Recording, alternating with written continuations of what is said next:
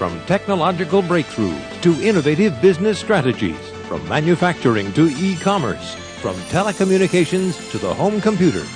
On World Business Review with Alexander Haig.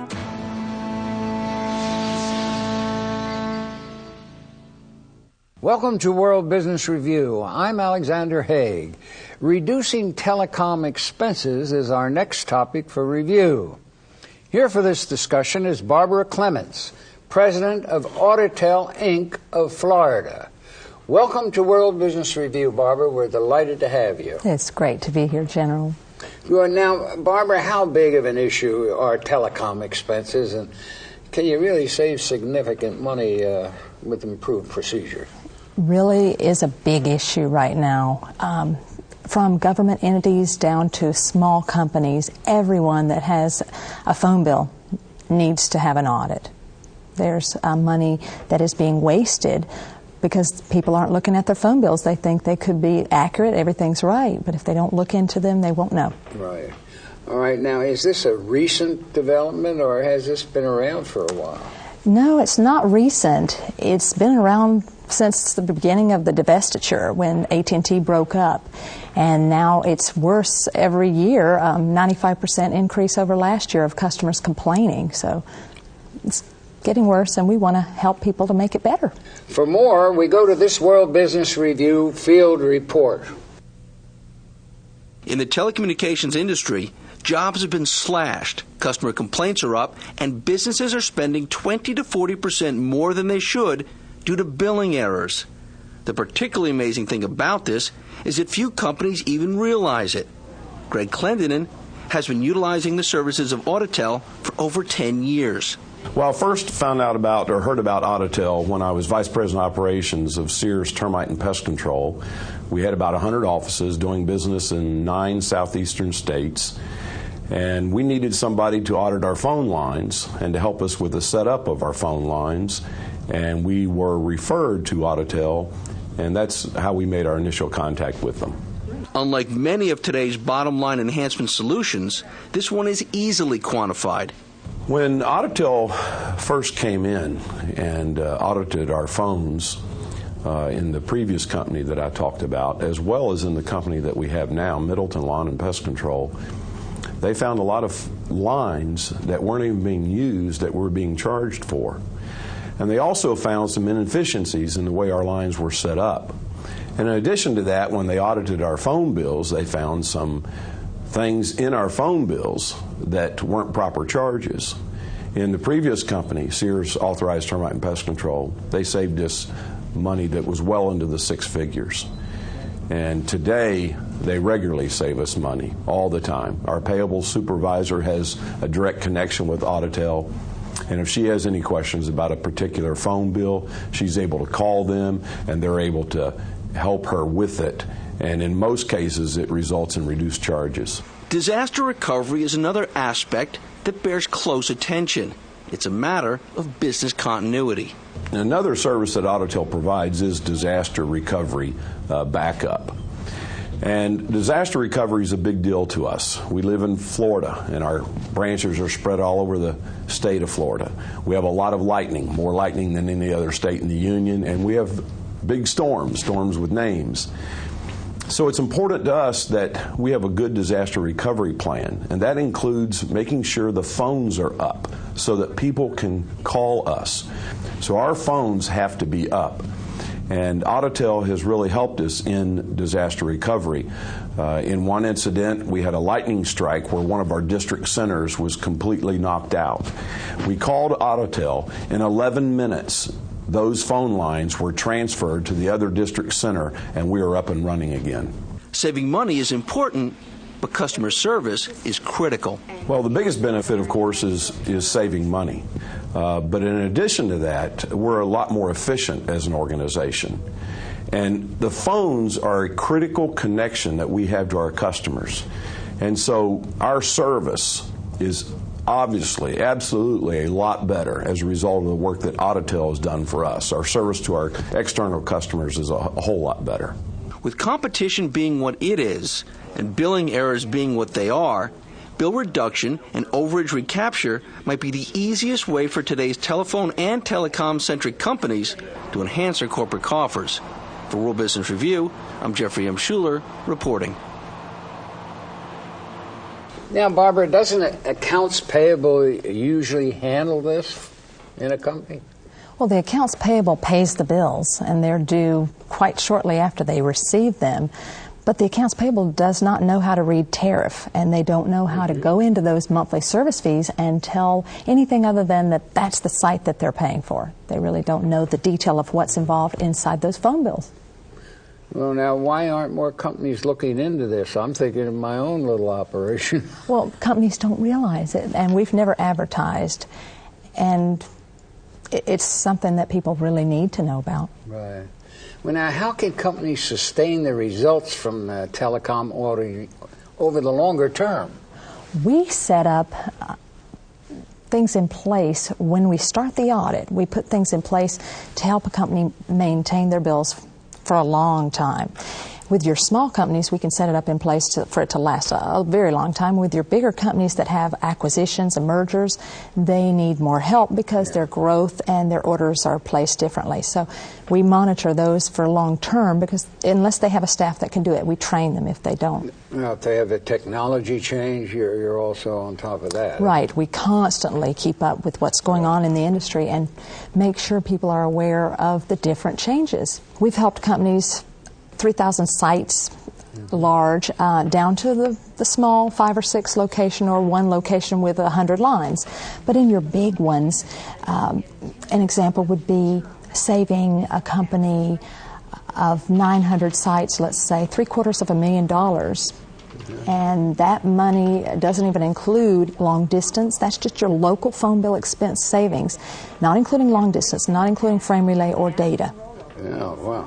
Now, do you train companies to do their own auditing, or do you provide the auditing service through your company? We do both. We audit the phone bills for companies that need it, and those small companies, we can teach them how. We just teach them how anyway. But then the big companies, we teach them as well. Sometimes we'll teach them if they're not familiar with phone bills at all. We teach them in order to start the project, and then we can teach them through the project, let them do their own audit, or after the audit's completed, we teach them and they bring it back in-house and they can keep on and maintain their own bills. Right. Yeah, because I guess most of these functions are being performed in any event except not correctly, is that? That's it, yeah. They really don't know. And once they do and we correct their billings, there's procedures that need to be followed to keep them, to maintain them. Your orders need to be placed differently. And every step of the way, the procedures that are being done now, sometimes they're being done wrong. And even companies with telecom managers have sat in some of our training classes and they were overwhelmed. They couldn't believe that they learned things with 15, 20 years experience that they were learning. And we've changed some major corporations' entire telecom ordering structure from our audits. The most important thing that I'm able to take away from this training is to be able to understand an invoice. I've been processing invoices for 4 years, and I thought I knew everything about invoice processing. But it turns out that there was so much more to learn after taking this class and understanding how a service should bill, what the tariffs were, the USOC codes, and understanding why the service are billing that way. I would rate Auditel's training as exceptional. They not only came in and did the job, but they did it extremely well. The enthusiasm that Barbara has brought to the training and her passion to not only do company service, but to leave them with the knowledge on how to do this moving forward really showed. And it really has benefited me personally in that I do have the knowledge now to take on empowerment. Auditel has actually streamlined that whole process by educating not only us from the billing side, but also from our provisioning side of how things could flow a lot smoother if the provisioning side created the process flow correct from the very beginning.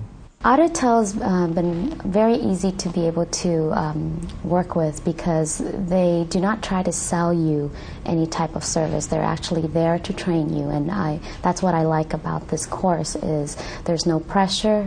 You're there to be able to learn and understand, and we have fun at the same time. What questions should a prospective client ask of potential providers of the telecom auditing service?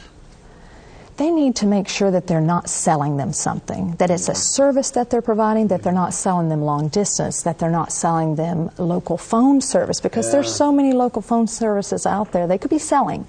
They need to make sure that it's strictly audit. If they're strictly audit and that they've been doing it for years, check their references and make sure, because that's important. Now, why did you start all this up in the first place? You're a pioneer in this field, I know. We started it out because I was selling long distance about 14 years ago, and I was looking at the local phone bills. And I had to compare the local with the long distance, and there were no usages on so many of these local lines. And I questioned the company, and they said, oh, we use the lines, they're good. And this was when we first started out. And I dug in there. I didn't let it go. I love puzzles, and I dug into that bill, and I found that in about 2 days' time, I found that those 30 lines had never been delivered to the site. So 30 lines were being billed for 10 years in error. They weren't there. They'd never brought them to the site in error. And then it happens. Errors happen every day. And they were being overbilled 10 years. So credits came, and I said, oh, forget long distance. I'll still help audit those bills, but I'm going to local side. And I did, and there was no other company doing this, and it's amazing. It is amazing. But the savings that I could revealing. Now, what is typically trained in your programs? We teach companies how to review a record that the phone company gives them. We look at their site and evaluate what their site really needs, and then take it back to what their bill shows. And we compare all those, and we teach it. We teach people how to do it. And we've been, in some of the letters we get back, some of the people, the big corporations, say that we've taught them 5 years in 5 days. 5 years of knowledge as a telecom expert in 5 days. Amazing. Now, what type of training was available when you started Auditel? I looked, and at the time there was nothing out there. No college you could go to, no instructor you could go to. I contacted the phone companies asking them, can you help me learn how to read these bills? No, they don't. Unless you work for them, you won't learn it.